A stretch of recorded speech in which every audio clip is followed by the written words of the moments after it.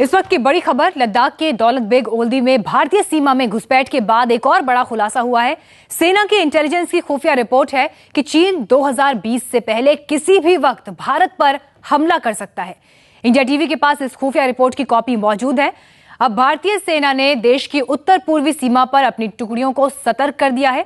आपको बता दें, इस रिपोर्ट के मुताबिक चीन ने भारत पर हमले के लिए ऑपरेशन का नाम दिया है थंडर ड्रैगन। सेना की खुफिया रिपोर्ट में यह भी लिखा गया है कि चीन यह हमला पाकिस्तान के साथ मिलकर कर सकता है। चीन जिस वक्त हमला करेगा उसके साथ ही पाकिस्तान भी कश्मीर के अलग अलग इलाकों में यह हमला कर सकता है। यह रिपोर्ट उत्तर पूर्व में तैनात 33 कोर ने तैयार की है। रिपोर्ट पर और अपडेट के लिए हमारे साथ मौजूद हैं हमारे संवाददाता मंजीत नेगी, उनसे हम बात करेंगे। मंजीत, देश की सुरक्षा के लिहाज से, हमारी सीमाओं की सुरक्षा के लिहाज से बहुत बड़ी खबर है। ऐसा अंदेशा था कि चीन जो कुछ भी ये कर रहा है इसके पीछे एक लंबी प्लानिंग हो सकती है। जिस रिपोर्ट की बात हो रही है, इस रिपोर्ट की कॉपी जरूर आपके पास मौजूद होगी। इस रिपोर्ट में और क्या कुछ बातें कही गई हैं? देखिए मीनाक्षी, हैरानी की बात यह है कि ये 1 साल पुरानी रिपोर्ट है, बहुत लंबी चौड़ी रिपोर्ट है जो कि सेना मुख्यालय को, रक्षा मंत्रालय को भेजी गई।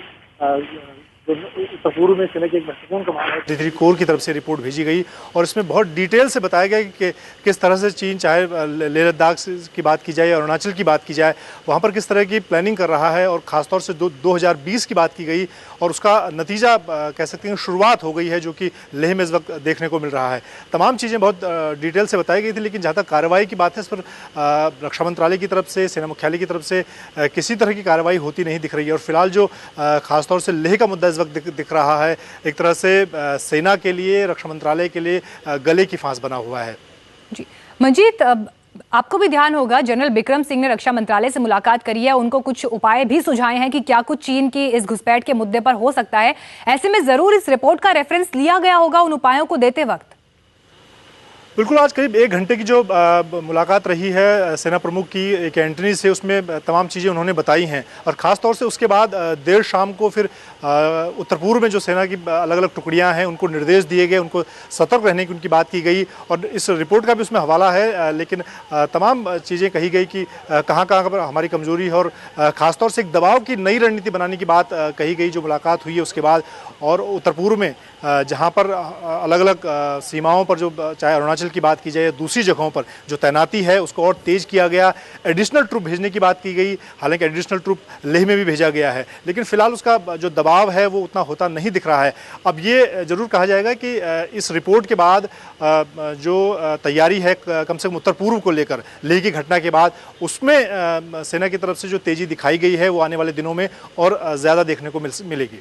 बिल्कुल मंजीत, यहाँ पर इस रिपोर्ट की एक बात और ध्यान देने लायक है कि चीन पाकिस्तान के साथ मिलकर यह हमला कर सकता है। और अगर हाल फिलहाल में चीन ने जो भारत में घुसपैठ की है, जिस सीमा की तरफ से यह घुसपैठ की गई है वो पाकिस्तान से लगती हुई सीमा है, वहां से पाकिस्तान का सपोर्ट सबसे ज्यादा चीन को मिल सकता है। देखिए, ये जो रिपोर्ट की कुछ खास चीज़ें जो मेरे हाथ में इस वक्त हैं, इसमें बहुत विस्तार से बताया गया। 1000 पन्नों से ज़्यादा की ये रिपोर्ट थी और पिछले साल सेना मुख्यालय को दी गई थी, उत्तर पूर्व की जो एक कोर है सेना की उसकी तरफ से। और उसमें पूरा लेह लद्दाख से लेकर अरुणाचल तक की जो स्थिति है, कहाँ पर चीन की जो सैन्य तैयारियाँ हैं अलग अलग मोर्चों पर, चाहे वो सड़क बनाने को लेकर हो, रेल लाइनें बिछाने की बात हो, और सबसे महत्वपूर्ण वह जो हवाई पट्टियाँ बनाने की बात है, उसमें इस बात को कहा गया था।